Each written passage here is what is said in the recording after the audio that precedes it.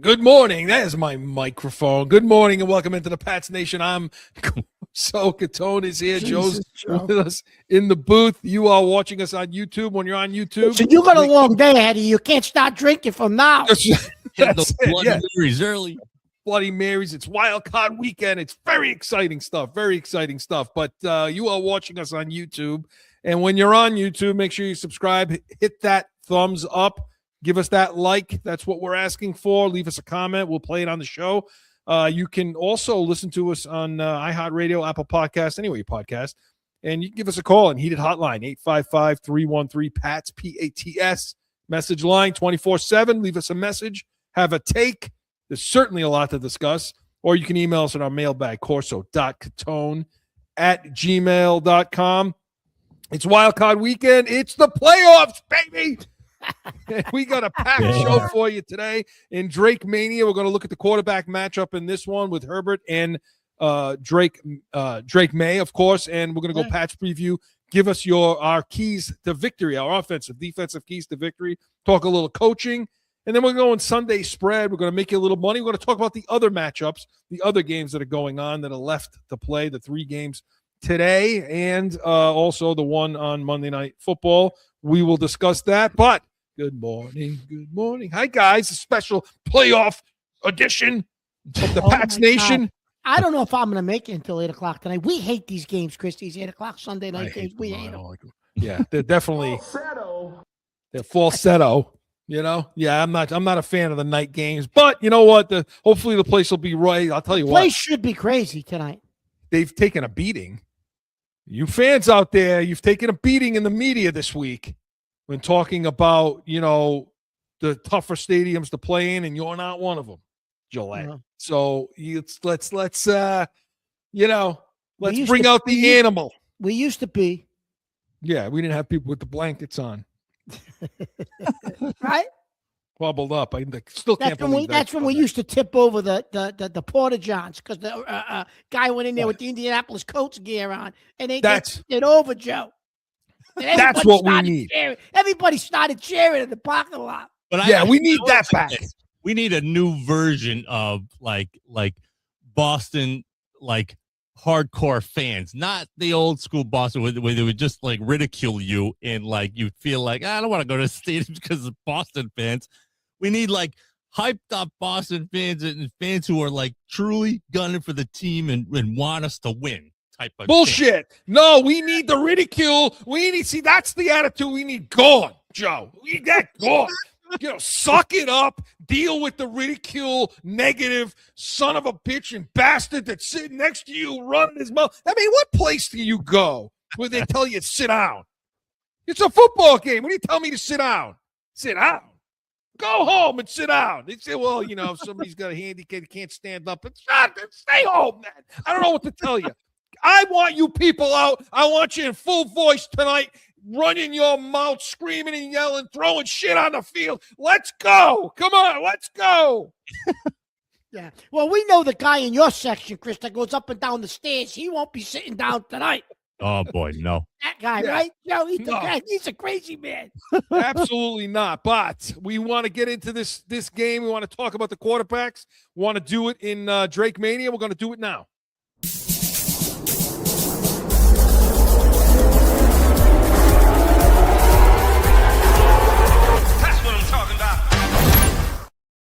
Drake, Christian just mentioned you guys might not even enjoy this one tonight because obviously the playoffs are here next weekend. What was the messaging in the locker room as far as that goes? Understanding it's a whole new season. And where's your mind at in that regard? Yeah, that's what Coach Vrabel just hit on at the end. It's a new, different ball game. It's win or go home, and that's what you laid out on the line. This is what you play in the NFL for. Playoff games at home on a home crowd, and we got a tough opponent coming in. I know they got some great players, and we saw them here last year. So I think they're a good team. Yeah, so that was Drake May talking about the playoffs and getting locked in over there. All right, Mark, who has the quarterback advantage in this game? Why? I think Drake May has the advantage. I mean, look at what he's done all year, Chris. But I think May's got the advantage because, first of all, he's got Josh McDaniels with him. Okay, I'll take that combination all day long. Over Greg Roman and this Herbert. Kid. And Chris Hebert, he is proven every year he gets into the playoffs, Chris, and he can't do it. He wets himself, gets I don't know what it is, throws picks, makes blows leads, you name it. They just don't perform in the playoffs. Now, with that being said, technically, he has more talent on offense than we have to work with, Chris, if you look at it on paper. But I'll take Drake at the Mays skill position right now. Obviously, the offensive line is position. decimated. At the skilled positions. But obviously, Chris, I'll take Drake Mays with Josh McDaniels, decision-making, ability to understand what's in front of him, ability to hit the open guy, ability not to force things. I think Mays a better deep ball thrower, best deep ball thrower, I think, right now in the NFL. I'll take Mays' intangibles going into this game and his mindset than Hebert. I just will. Yeah, listen, Herbert, when I look at him, he still has to prove it. Now, of course, Drake May is going to prove it too. Drake May's now listen, and we don't know, Chris. Drake May's never been in this situation. I mean, how does he handle the pressure of a wild card playoff game? Right. And here, the other thing is this. So okay. So you could say, okay, well, Herbert, you're guaranteed Herbert's going to screw up. He's going to make a mistake at some point. He'll make one mistake. He'll put the ball. He does put the ball in harm's way. Yeah, but I think a lot of it to do, and those two playoff losses that he's had, one of them I put on him for sure, and the other one was that coaching was a disgrace in that game. I don't know if that was the Houston one or the other Jacksonville one, which one. Yeah. But it's on him. You're right. But when you look at their passing game, and I don't necessarily put this on Herbert as much as I do the head coach and the coordinator. It's an awkward looking passing game. It's just uncomfortable looking, doesn't it? I mean, I've watched every one of their games, and every single time they drop back to pass, it just seems awkward. It seems pushed. It's not a smooth operation in the pass game for some reason. I can't understand. Now, some of that's got to do with their offensive line, I assume, the lack of time to throw the ball and so on. But it just seems like he gives up on some throws sometimes. It seems like, I don't know if it's times where his receivers are in the wrong spot, but he's throwing to a spot they're not there, and they look like easy picks. There's been a lot of like Gadsden had a pick that play that Stonehands play against Houston, that we needed them to win that game against Houston, so we could try so they would play against Denver, right? Yeah. They would have played against Denver. That would have been for the division.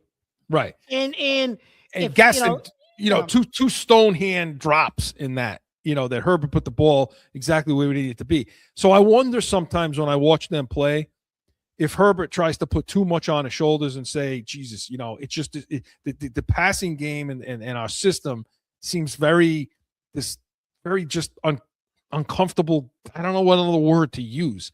Mm-hmm. And now he ends up kind of, he's just not as good as May is in off-script plays, in my opinion. And Hebert's an athlete, Chris, and Hebert can run with the ball as well. Absolutely, yeah. Let's not forget that. But you're right. He doesn't seem as good on off-script plays than May does. Yeah. Like the play May makes rolling out of the pocket last week, where he's got that 300-pound lineman. Again, like in Buffalo, like he did in Buffalo, where he puts him to the ground and gets out of it, and either throws it away or he gets it to a receiver. And I just like May's all-around game. He's up for the MVP. So, yeah, I like his all-around game right now, and he's doing so much more with so much less. But I agree with you. The combination of coordinator, quarterback, yeah, I'll take May and McDaniel. Greg, you don't think too highly of Greg Roman. You think he's a little archaic. I do. I think the whole staff is a little bit archaic when I watch them play and how they want to play. It's the emphasis they put on the run game. Look, to me, these playoffs are not going to be won based on who can run the ball better, which the better running game. This is going to be about passing, who's the better passing game, and who plays defense, and who plays better defense. I mean, that's it. That's what this is going to be based on. It's not going to be a running back situation, these games. Now, I think that the Chargers are going to, when we get to the keys to victory, I think Chargers are going to try to make it about that. Yeah. Okay. But when you look at the two quarterbacks, I mean, I look at them and say, okay, well, who's more important to their team winning? I would have to, right at the moment, I would have to say May. May's more important to their team winning. Positively May. Yeah, positively it's May. Chris, May's going to have to, if May just has an average game, they probably don't win tonight. They have to play. May's gonna have to do what he's done pretty much all year. Over 100 passer rating, no interceptions. He's gonna have to have good percentage. Good. Yep. He's gonna have to have a good game, Chris. A real good game in order for them to win. Because this isn't gonna be an easy game. Just because the Chargers have a good defense, Chris. No, they do, and they're going to throw a lot at them. Yeah, May is gonna have to play well for them to win this game. It's gonna be on May's shoulders, Chris. Now, we've seen situations this season where May has gotten confused on some different looks that he's getting. A couple times, I think once Buffalo, Baltimore as well in one half of that game, where they employed a too high safety look, but man coverage underneath, which is a little different. It's something different. Here's the thing, though. I don't see the Chargers doing that. So when May looks out there, can they disguise their looks? Yeah, they can, and they're pretty good at it. But you can be sure as hell that they're going to sit in zone. I mean, this is a zone defense. This is a team that likes to play cover 4. They like to play cover 2. They like to play sometimes even cover 3, which I think is outdated, but they will do it sometimes to bring somebody down in the box and play a little more against the run if they need to. Yeah. But you're going to see a heavy zone team unless they change it up, which means is he going to be able to get out and run as much? Probably not. The thing with the Chargers defense, they have good middle of the field. They have speed in the middle of the field. Their backers, their safety can come down. Derwin James is a stud. Yeah. Yep. Yeah.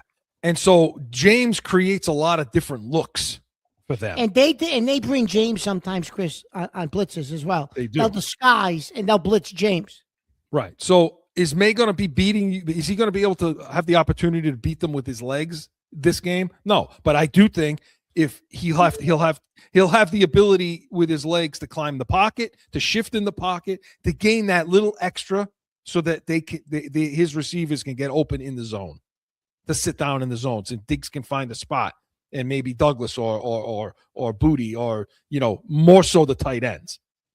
I think if he starts today with using his checkdowns early and start to create that space, then he'll be able to use his legs and then start using everybody else, because the defense will be starting to come in and use Stevenson and Henderson early on. Forget about them immediately. Mark, it's a good point. That's a good point. This is a take what they give you kind of a situation. Yeah. And I really do think Stevenson, okay. So if you had to limit it to say, okay, these are the 2-3 things that May has got to do tonight to have success against this team, what are they going to be? I think Joe brought up one. Joe must be doing some studying, Chris. I don't know what he's doing up in that booth. But I agree with Joe, though, about the checkdowns. I think you'll have to hit the checkdowns, Chris, because like you said, this team will try to confuse you. He's going to, rather than trying to force something or take a sack, if you can't run to make yardage against his defense, he's going to have to go to his checkdowns. I think that's going to be key and important. But I also think, Chris, he's going to have to, believe it or not, because of the zone, Chris, if he starts to hit checkdowns and you're hitting guys underneath like Diggs because they're sitting in the zone, if May can create some time, Chris, in that pocket, I think you're going to be able to make some big plays down the field. Because play action, because Derwin James likes to come up. So if you're play action, Chris, and you can freeze him, I think you're going to see a couple of hitters down the field, big hitters tonight against this defense. I really do. And May's going to be ready to do that. No, I think that's a great point. It is. And also, this is one of those find the open man, hit the open man. I mean, that's this kind of a game. And Joe's dead on right. Use your backs in this game, because the one thing he's not we haven't seen much of, we haven't seen it a ton with a lot of these defenses they've played. This is a defense that can get They play good zone because they have the speed and the athleticism to get on the route quickly. They have the ability to identify their man in their zone and then get on that shoulder. And so coverage comes to the receiver in the zone quickly with this defense. And that's something May I don't think is accustomed to seeing that much this year. So his ability to read what the safeties are doing, especially what the safeties are doing, is going to determine how much success he has. And I'm with Joe. Hit the check downs. Keep them in front of the sticks. Don't play from behind, and set your protections well. I mean, those are the things I think May has to do, Mark, among other things. And as far as the other side of the coin, Herbert, listen, they can get you. They can hit you in the play. They want to play action. They want to run the ball. They want to play action, and that's how they can beat you. So, but I do think we have the advantage in the quarterback matchup in this game, Mark. Yeah. Yeah, no, I agree. I 100% agree with that. 100%. We have the advantage. 100%. So we'll see what happens. But Drake Mania was presented by Corso and Catone, the real deal, New England Field. Saturdays, noon Eastern, next Saturday. We're going to have our breakdown of this game and the result of it. Hopefully, we'll have a preview. Hopefully, we get a preview of the next one. Of the next one if we continue to play. But when we come back, we're going to go with the Pats preview. We're going to give you our offensive, defensive keys to victory and so much more. No flipping. Guess what? I got a fever. And the only prescription is more Corso and Catone. Saturdays at noon.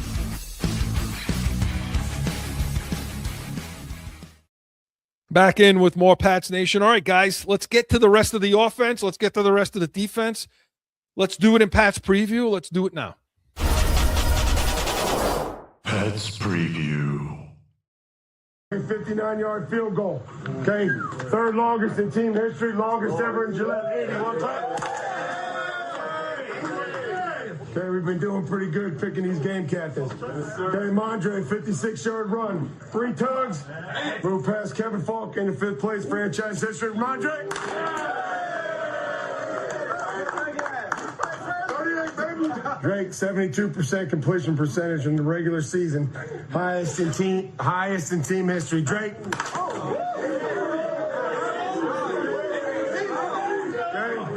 Little buddy, 7th time, over 1,000 digs. Go, new goat. Okay, fellas, I know there's a lot of great efforts right there. Okay, but here's what happens. The whole thing restarts. Okay, it starts all over. Okay, you put yourself in a great position, and I'm proud of you. We set out to improve. I know we did. We took a little nap there in the second quarter, but we came out in the second half determined to improve, and you did. But we're starting over, and that's what happens in this thing. Because now, if you have a nap, it's over. Yep, right. So no naps. Okay, no naps. Stick together. I love watching you guys celebrate. I love watching you guys play. Okay, I got the best seat in the house over there. Now, that was Mike Vrabel in the locker room after the game. So, okay, now. It says no naps. No naps. They should coin that. Put it on shirts and stuff, right? No naps. Yeah, no naps. That's their thing now. Let's talk about the offensive keys to victory, Mark. Let's start with the running game. Okay. How much of an established running game are we going to need against this team? Is it something you think we can do against this Chargers defense? Big defense. And then just let me give you a couple of just quick stats. Yeah. Top 10, this defense. Top 10 in turnovers, EPA per play, sacks, points. But they play a lot of zone. So, and we've been great against zone. They're a good defense, Mark. They're a big defense. In the old days, they'd come out of the first possession, and Josh would go no huddle with Brady probably and try to create tempo. And right? Forget the running game. They want to play zone. We're going to go no huddle tempo, and we're going to, you know what I mean? They're not going to do that with Drake May, Chris. You know, they haven't done that all year. They're not going to do that with him, right? So I do think they're going to try to establish the running game. The way Stevenson and Henderson have ran, Chris, I know this team is tough against the run, but you can't abandon it too soon, Chris. Sometimes, teams, and then you abandon it, and it changes your play calling, and it becomes too deliberate and too predictable. They need not to abandon the run. they need to establish the run the way Stevenson and Henderson have worked in combination and in tandem the last 3 or 4 weeks. I think you need to, off of that, Chris, even if it's not working, even if you're gaining a couple of yards a carry, you still have to give them the appearance you're going to commit to it, because that'll open up the checkdowns, the play action, the throws possibly down the field. But that's going to be a key, Chris. I established a run, but also you're going to have to protect the quarterback. This team can rush with 4, Chris. You're going to have to protect May. They're going to have a good day, protecting him. And if the Chargers, Chris, decide, you know what, we're not playing the zone today. Yeah. Josh and Drake have to have the ability to adjust offensively. If they go man to man, now what? Now what do you do? Well, it depends on what the idea of going man to man does. Now, Yes. We talked about the running game and establishing the run. You're right; they are good against the run. I mean, guys sitting there were like Hand, Tart, two. I can't say that his last name. Yeah, forget it. You're not going to do on the edge with Khalil Mack. You can barely read. You're going to read his name. Yeah, and the linebackers with Kennard and Henley and Dupree. Their front seven. Yep. Yeah, they're really good against the run. They're really good at building that wall, like we talk about, not allowing seams. The backers are good at making the linemen right, and they fill. So their run fits are really good, and holes close very quick. So it just depends on the kind of scheme. If McDaniels wants to, if it's going to be some sort of a zone style, they may be able to get to on this team a little bit. And use some of that. But you're going to have to mix it up with hat on hat, double teams, things like that, and have one zone open for the backs to choose. So you got to have some of it, like you say. You got to be able to run some, because, like you said, I think setting up for play action is important here too. I think they will be shots down the field they could take. Listen, you can have these corners can be had. The safeties on the team. I mean, after James. They kind of some. Yeah. In the defensive backfield. So, I mean, look, yeah, you got to establish some run, but I think more importantly is how you going to handle this pass rush. How are you going to handle protecting May? And you said, well, what if they change it up? Right? Well, what if they're not playing cover 4? What if they're not playing cover 2? What if it's 2 shell with man underneath? How are we going to handle that? Well, it depends on what they do when they change it up. Is their idea that we're going to bring pressure and blitz? Because there's nobody been better in the league against the blitz than Drake May. No one. So that's dangerous. And for a team, and Chris, there's probably no safety in the league as good as James in the blitz. I agree with that. If they're going to blitz, if they use them correctly, yeah. If they're going to use the defensive backs, I mean, yeah. Again. He's good in all areas. So, I mean, he's going to be key. It's going to sort of be like how it used to be when you played against Baltimore and you had to identify where the hell is Reed? Yeah. What's he doing? Where's he doing? Everything's going to be dependent on what are these safeties doing? What's Duran? Where is he lining up? Is he a robber? Is he coming down? Is he in the box? But I do think the backs will have a game, not so much running the ball, but in pass pro. I think Stevenson is phenomenal in pass protection, and I think he's going to be the same. And I'll tell you something else that I see. I think the ability to be able to release him into the pattern like they've been doing in the red zone, where you watch him cut through the BC gap and run a corner route where you now end up with a linebacker on him. And by the way, you split him out wide. That's been another thing. You hadn't seen that until recently. And it used to be a big staple with James White. You Vereen, you have guys split out. You remember about 4 or 5 weeks ago, when we were talking about their struggles in the red zone and this and that, and this is going back a few weeks, and we said, but Jesus, Chris, I said to you, there's a whole part of the playbook that utilized the running back that Josh hasn't opened, that was always a staple of this team. Where is it? And they must have been listening to the Pats Nation, because They opened it up. All of a sudden, he incorporated that. Yeah, and I think they're going to have to continue to do that, and again, so, when it comes to using the backs and the tight ends, look, when you play a team that's so heavy zone, you're taking Drake May's legs away pretty much. Now, his ability to climb the pocket, his ability to shift in the pocket and allow guys to come open in those zones, that's going to be important. So the offensive line play is going to be really important in this game. Now, for the wide receivers, Mark, they're going to have to find the spots and they're going to have to sit down. I have no issue with Diggs. I know Diggs will do that with success. We're going to miss Hollins, aren't we? Yeah, we're going to miss him in this game. We're going to miss him, period, Chris. This week, if we get by this week, next week, you're going to miss Hollins because he was a guy other than Diggs that he was starting to get comfortable with, Chris, and he was looking to him. And he could open up the center, the middle of the field for you, Chris. So you could get those underneath routes because Hollins would open up that middle of the field. I mean, they've been trying to use Hunter Henry a bit in that way, but that's a big loss. Hooper, they try to use Hooper. But that's a big loss to this offense, Chris, that Hollins isn't there to run those routes to open up the underneath for you.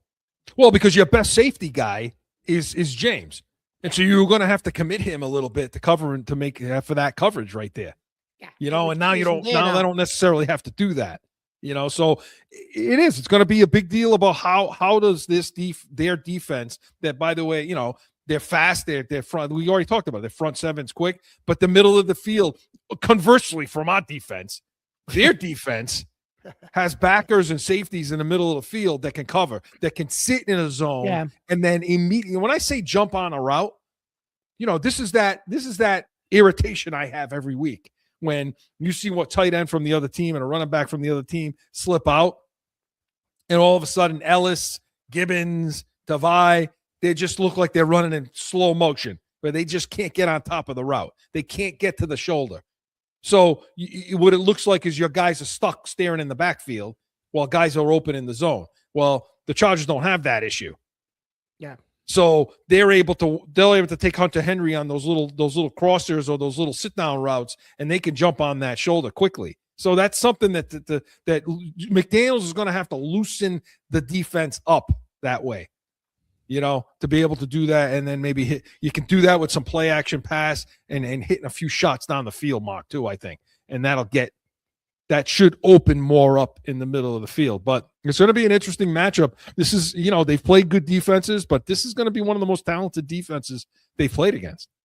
Yeah, it is. I think it is. So far this year, yeah, it is. Absolutely it is. Yep. So, we'll see what happens. And again, the O-line, again, it's going to come down to pass protection. It's going to come down to setting the protections. It's going to come down to them being on the same page with his front and making sure that everybody don't be so quick to run a play. Get to the line, see what's the situation, see if you can get them to blink, identify it, reset your pass pro, move your backs, get a chip when you need it, get a double when you need it.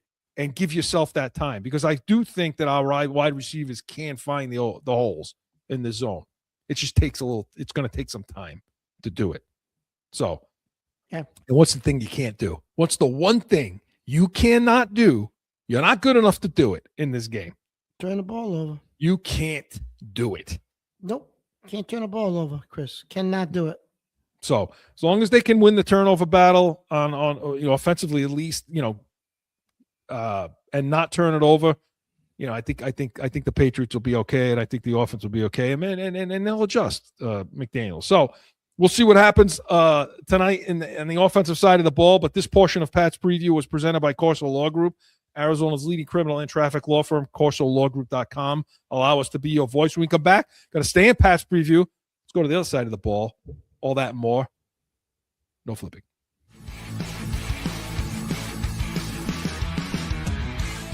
No one ever thinks they will be in need of a criminal or traffic lawyer, but things happen. Corso Law Group is Arizona's leading criminal and traffic law firm. Call or go online to CorsoLawGroup.com and talk with these expert attorneys.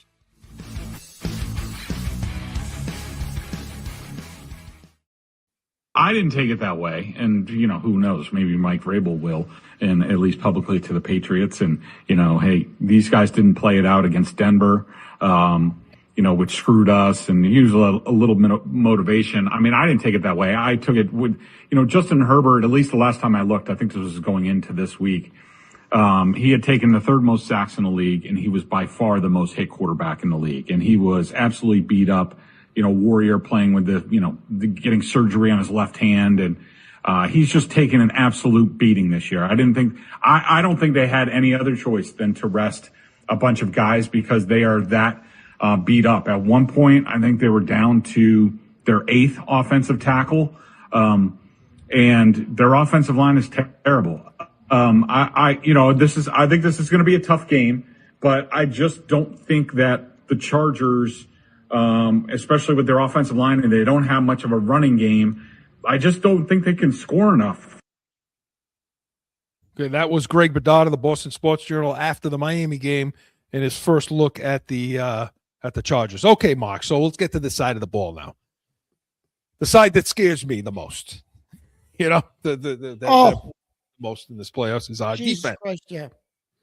Okay, so when you look at like what Bedard was talking about then,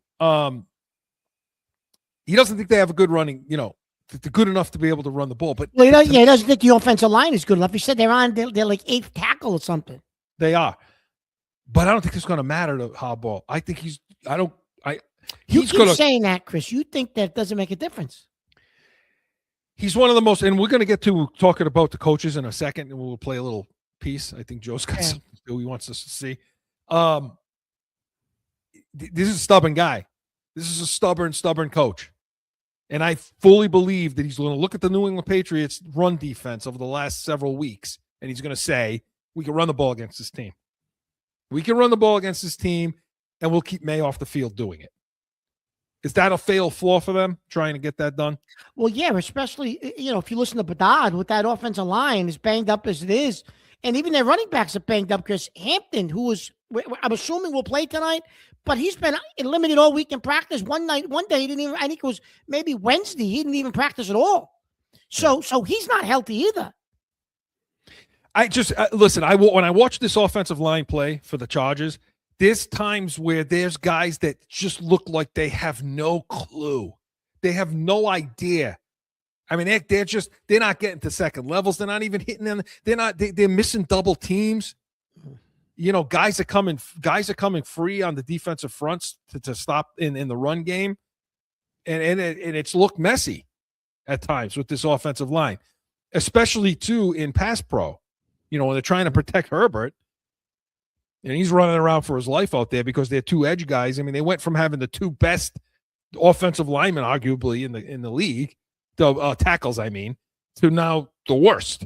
The worst. Yeah. Because of the injury. So, Tonga's hey, Chris, if Tonga plays. Yeah, I don't know if he's going to play, though, Chris. He's the one guy I don't know if he'll play. And he's the one guy they need to play. Yes, all they keep saying is, on the injury report is knee. But that's not a good sign because I don't know if he's going to play, Chris. Well, to me, he's the key. To me, he's the key in the run game. I've said it from the offseason. Getting this guy was why. You say, well, Milton Williams came back and the run defense will be better. But it's really Tonga. Tonga's presence in the middle of that line is so effective. It is. But I'm glad you brought up Milton Williams for a second, Chris, because I think he's going to have a big game. I think he's going to have a game with the Chargers offensive line, Chris. I think he's going to have a game similar to the Super Bowl. I think you're going to see him with a couple of sacks, at least a bunch of pressures, just because I think, I think that offensive line is so beat up. And if they keep they running backs in for pass pro, that's going to limit, Chris, the options for Hebert as well. He ain't gonna have those checkdowns out there because they're gonna be in for pass pro. So that may play to our advantage as well. Good point, right? Because they're gonna have to keep the running backs in to protect him, right? And the other piece of it is, I know you don't like the offensive coordinator for this team either, which is gonna help our defense. You don't like Roman as a play caller. Not really. No, he's had success in the league. I get it and all that, but I just don't think I think they're gonna have the mindset of we're gonna run the ball at all costs. Okay, now that's fine if they're up, but if they get behind in this game, the Chargers. Look at our defensive line. I just again, you just can't have that first drive like they've had. You can't have that team just coming down the field and slicing through our defense with ease and giving up that touchdown right off the bat. You gotta figure out a way to get off the damn field. On third down, you got to figure out how to get this team off the field. And to me, like I said, I think Tonga is a key, but I also think the front. I mean, when they do pass the Chargers, you're absolutely right. If they got to commit guys in, to me, if and this goes to our back end too, because Spillane's coming back. So I think they'll be a little better against the run. They will have the backers will fit up a little better than they have in the past several weeks. I mean, Gibbons and Ellis and Tavai, they get praise. I heard Curran give them praise today or the other day for how they've played. Listen, I think our middle of the field stinks. Okay, I think our middle linebackers are not that good. I don't think they're that talented. All right, I think it's a huge deficiency. But Spillane will help some of that, Mark. No, he will. Spillane's definitely going to help some of that, Chris. Absolutely, he will. But I feel like we're going to have the lead. If we have the lead in this game, okay, and now they're forced to get away from that running game. Hey, shit, if they want to run the ball with us, that's okay. Keep running the ball. I don't care. But, like, if they go away from it, here's the question. Everybody's talking about how bad that offensive line is, how beat up they are. Can we get enough pressure with 4? Even with the bad offensive line, because we haven't really all season. It hasn't been good. Well, I'm going to say something to you, Chris. With Milton Williams on the listen, you really can't, I guess, play too much into last week's game against Miami because Miami is bad, right? However, with Milton Williams on the field, Bonmore had a lot of pass pressures. Was much better. Believe it or not, Chazon was much better. It looked like, I think Williams makes that much of a difference, Chris, to that defensive line because I think they're concentrating on stopping him. He's getting double teams. He's getting so if they do get pass pro with a running back, the running back is usually keeping an eye on where Williams is. I think that'll help us. But, Chris, listen, we've struggled all year to get pressure with 4 guys. What they did last week against Miami, Chris, is they brought 5 guys from other areas, blitzes, whatever. They disguised it. Last week, they did a good job at that, and they did more of that, Chris, than they've done in a while. They did that earlier in the year, and then they brought it back last week. Because they trust Milton Williams to do it. They committed 5 guys. It was a 5-man rush. But not only within a 5-man rush was the stunts that were going on, the little twists, the little games they were playing. And if you do that against this inexperienced offensive line that just isn't very good, they should be able to get pressure. But you're right, it's going to be with 5. Now, to me, when I look at the back end and I look at our corners and I look at our safeties, normally I would say we play a lot of zone. And I don't like it because we have man cover corners, but we play zone a lot. So it's the fit isn't really there. Which is why one of the reasons why I think Gonzalez seems to look like he's had an off year because they're in zone so much. This is the kind of game that I look at and say, okay, yes, I like that. I think their receivers are good, but I don't think they're so good that we can't match up with them. You're worried about that 4th and 5th guy. You're worried about who's the 4th and 5th, who's the backer that's covering, who's the safety that's playing man coverage. What's fine with Davis and Jones and Gonzo. But what do you do with the other guys? What do you do with the other 2s if it's empty? Who's blitzing? Who's playing man? The problem, like you said, you got the key. They're going to have to commit guys in to protect. So for me, that Raider game, that's what I want to see. I want to see heat right off the bat. I want to see controlled zone run blitzes. I want to see us play man coverage. I want to see us load the box. I don't want to see too high shell. I want to see bring guys down. Chris, if we played our typical zone against this team. I mentioned this yesterday on Coastal Catone. McConkey will have 100 yards receiving Hey, all over the field he'll be. Tonight, he'll be all over the field, Chris. So I think you can lock up with this team, and and I think you can bring some heat. Now you got to keep Herbert in the pocket. What I like, that 5-man rush where your edges pinch and the 3 in the center come into his face. That's what I want to see happen in this game, and play man behind it with a single high up top with Woodson or Hawkins or whoever's doing that. To me, that's the key to how you beat this offense in my book. So we'll see. We'll see what happens with this defense. As far as the coaching, Mark, we're going to talk about who has the coaching. I got to play this. I have to. You've been dying to play this. Speaking of coaching, before you play that clip, real quick, 30 seconds. Yeah. Tony Montana got fired down in Miami. He did. Your favorite guy. I tell you what, great offensive mind, but bad head coach, man. Oh, man. So that'll be an interesting. I don't think they could get a GM to come there if they were going to keep the coach. I think that's what happened. You could see him thinking about that during the game last week. He's like, man. The reason I call him Tony Montana is because he went from this nerd when they hired him with these little nerdy glasses and all of this. Now he's designer. He had like this real short hair, parted to the side. Now he's got this slicked back, wet look with the gold, with these glasses with gold sides and the gold watch, and he looked like he walked off the boat with Tony Montana. You're just jealous. You want those glasses and those that whole get up over there in Miami and get on this. You want to get on the boat with Diggs and friends. Yeah. Oh, Joe, play the clip. Joe, play the clip. Let's hear from the coaches. I think they have a specific style, and their style is built for the postseason. And they play good defense. They're physical. They don't beat themselves, and those are things that you have to understand. What have you guys seen from Drake May? He's been a pretty potent passing offense this season. Yeah. Just really effective in every part of the quarterback play. What's going to be a hallmark if you think of a Mike Vrabel team? I don't know that I have that answer. Joe, last year you guys went into there and beat them pretty handily. How much different is this team this year? I don't know if I have the answer to that one either. Those were the two head coaches.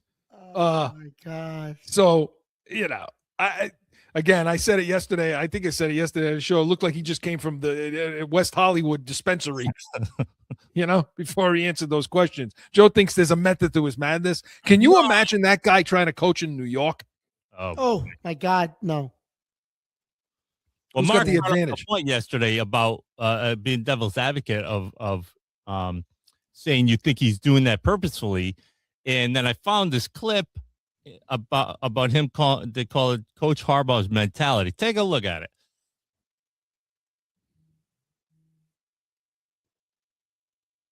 They're trying to make you soft, kick them in the shins. It's been earned, not given. I mean, our guys, they're competitive people. They want to be good at what they do. That kind of success can fuel you. Can be like an attaboy. The other side of that coin is, I can just go back to what my college coach, Bo Schembechler, used to say, and Gary Moeller, defensive coordinator, he would say, when people are giving you accolades and compliments and telling you you've arrived, kick them in the shins. You kick them right in the shins. That's what you do. And those accolades could come from people you don't know, could come from the media, could come from your teammates, could come from friends, could come from your own family. They're trying to make you soft. Kick them in the shins. So 2 ways I look at that. Right. So I think that answers exactly the question of how he answered that question. He's like, in a soft, subtle way, trying to kick Vrabel in the shins in a way. You know what I mean? I can't stand it. That Doesn't make any sense to me, but I'm like, this guy, he does seem like he's smoking crack anyways. I can't stand that guy. I couldn't stand that guy when he played, and I can't stand him now. Okay, there's not one guy in that family I like. They're both. But listen, Chris, you mentioned earlier that you thought he was a little archaic. Yeah, I do. In what he does and his offensive thinking and all of that. He's mentioning Bo Schembechler.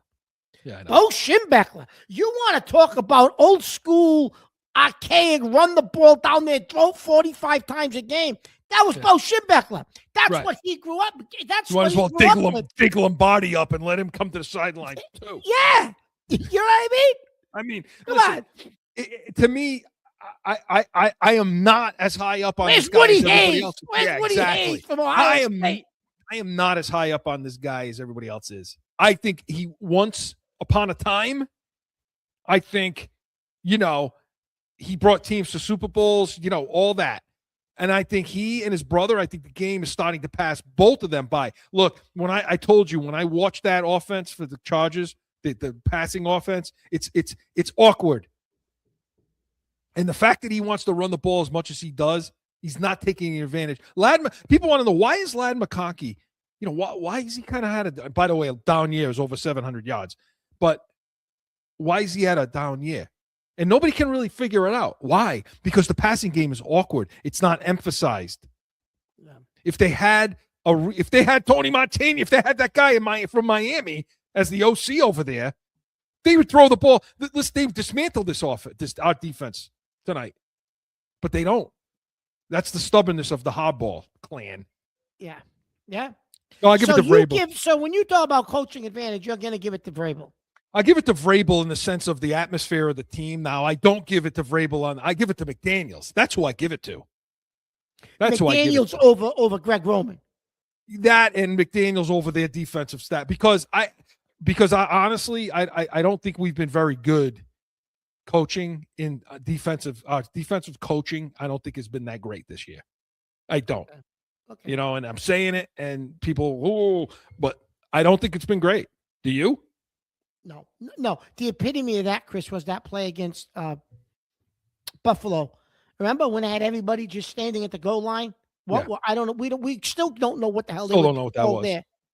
So right? I give it to us because of the collective buy-in that this team has. That's why I give it to the head coach, but I give it to our OC. Our OC, to me, will find a way in this game offensively for us to get us to be able to play with a lead, which will help our defense immensely in this game. So that's what we think on the coaching. But Pat's preview was presented by Corso and Catone, the real deal New England Field, Saturdays, noon Eastern. Make sure you tune in next Saturday. We're going to have the breakdown of this game as it will be a final and hopefully a preview of what's to come and maybe the next game, the division round game. But when we come back, want to make you some money, want to talk about the rest of these games and Sunday spread, no flipping.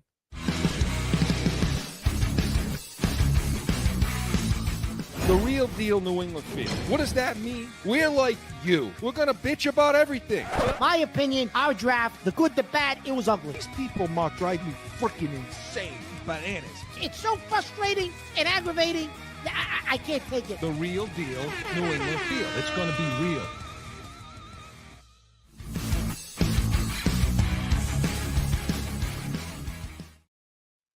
Back in with more Pats Nation. All right, guys, it's that time again. Let's get going on Sunday spread.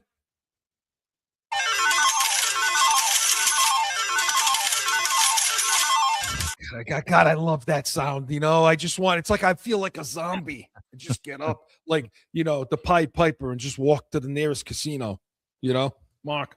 Yeah. All right. Yeah. What do you want to do first? You want to talk? Let's pick our game. Let's pick our game first. Let's pick our game, man. Okay, so it's a 3.5 point spread. Patriots are favored by 3.5. That seems to make sense in this game. 46.5 over under. Thoughts? So, believe it or not, I've been saying all week to you this is going to be a close game. I think it's going to be a close game. I think I think the Chargers have a good enough defense where they'll frustrate May at times, but we both thought with McDaniels and May and we both said, we'll win this game in a close one. Yeah. And the more I've broken this game down with you today and yesterday, I've convinced you. I've changed my mind. I don't think it's going to be close. I really don't. New England's going to blow them out of the building. I think it's going to be 31-17 New England. I changed my mind.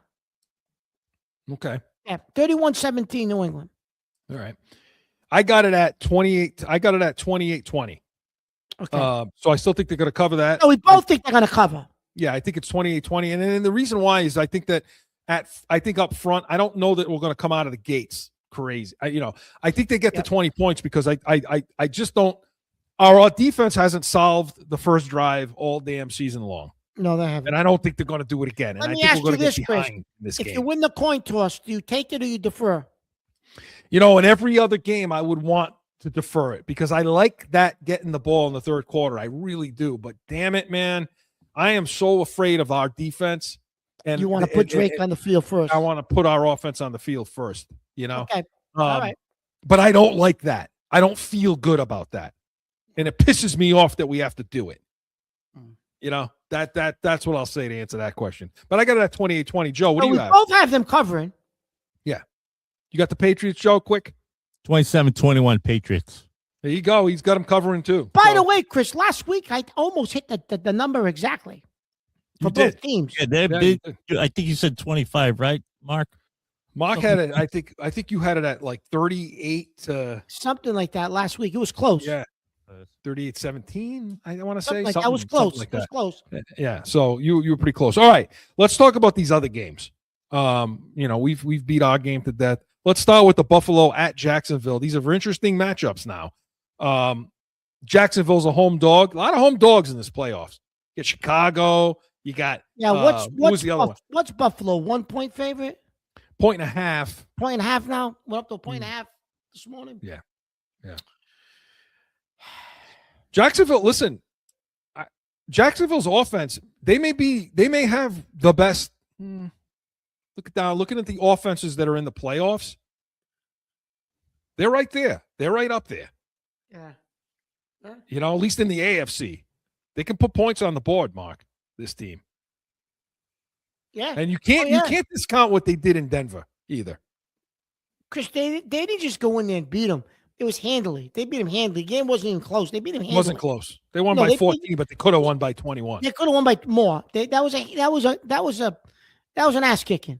I don't think much of Denver. I don't think a ton of Denver. I'm not one of these guys that just because they got the number one seed. No, me either. So, I agree with you there.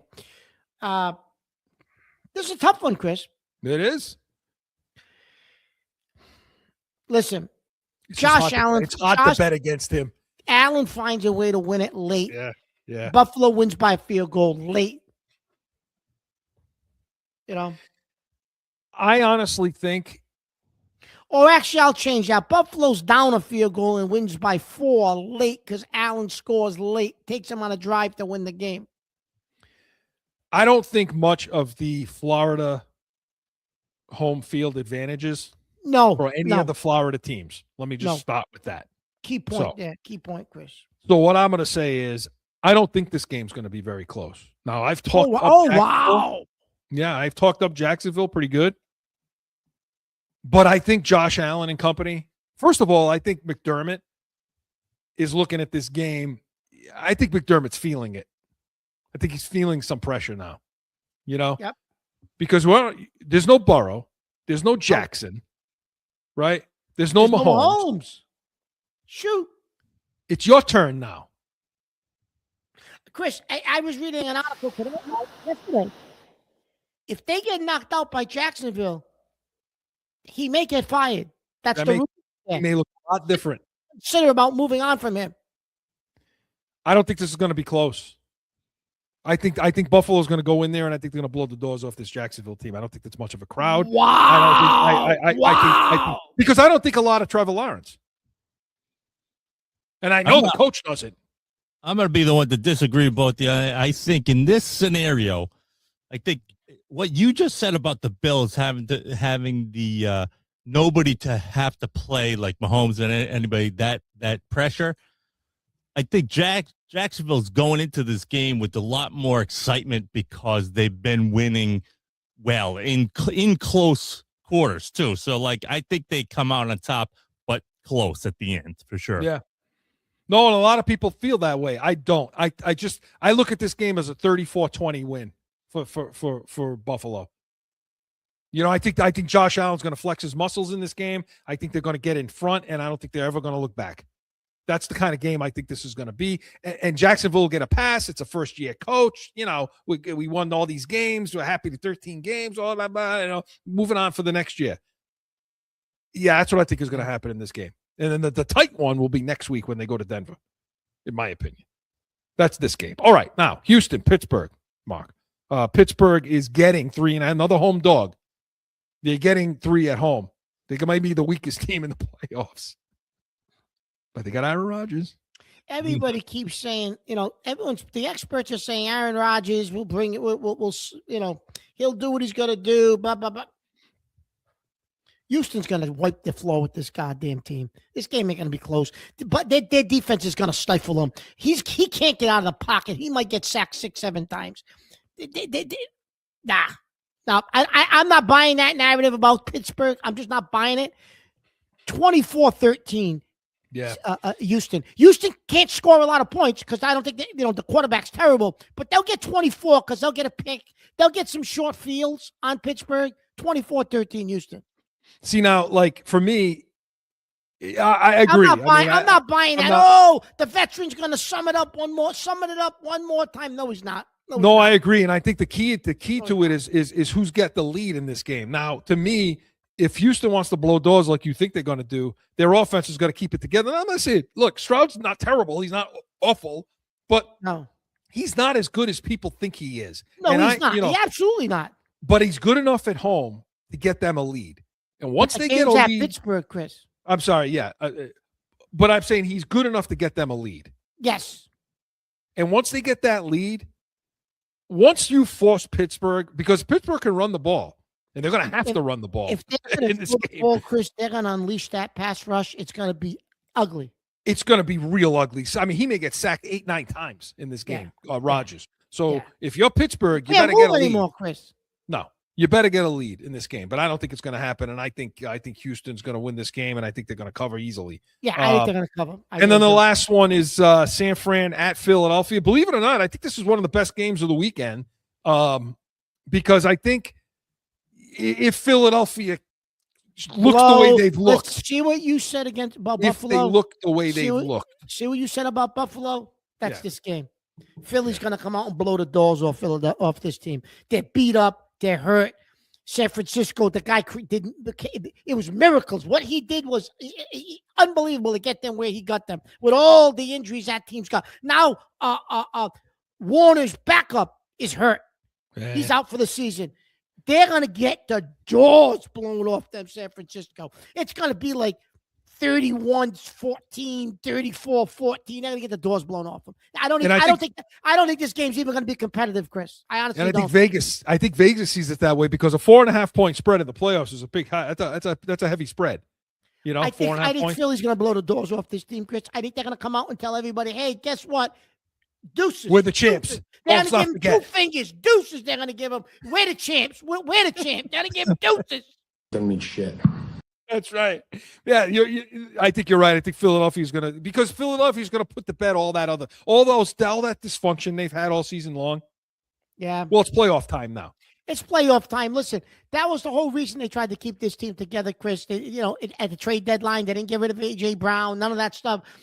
They're gonna try to make a run. And listen, I'm not saying they're gonna get back to the Super Bowl, but San Francisco, Chris, has done everything they could possibly do to get to this point. They're gonna get the doors blown off them. Top to bottom, Philadelphia Eagles are the best team in yes, they have the best roster in football. They absolutely do, 100%. Top to bottom. So when they put it together and they decide to put it together, you know what that defense is gonna do do you know what that defense is gonna do to Brock Purdy?